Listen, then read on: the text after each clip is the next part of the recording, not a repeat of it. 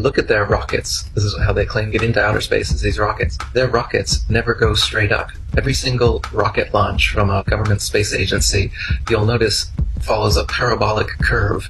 It goes up, it reaches a peak, but what they do is as the rocket starts coming back down, they make sure that it goes down over the ocean, out of the way of any curious observers. Anyone can see it coming back down to Earth, asks, hey, how come the rocket's not going up anymore?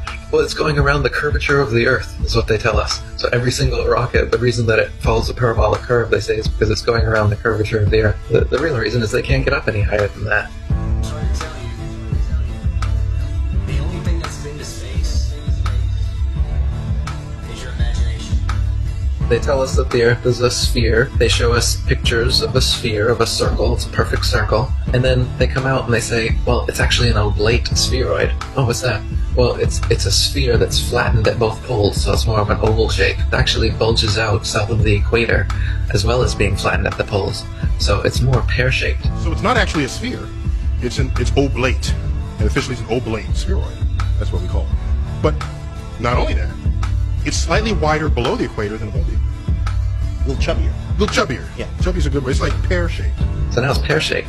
So why are all of these official NASA photos and videos showing perfect spheres when it's actually an oblate spheroid or a pear-shaped spheroid?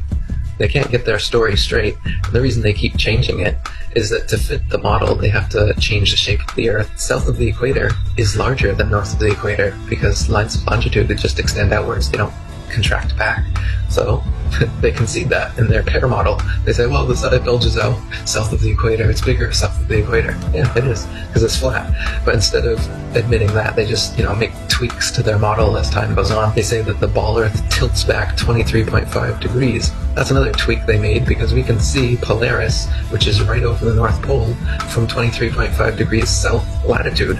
Shouldn't be able to see that on a ball. So they just tilt the Earth back and then okay, now you can see it. And so they come up with explanations in reverse like this. Damage control, reverse engineered explanations.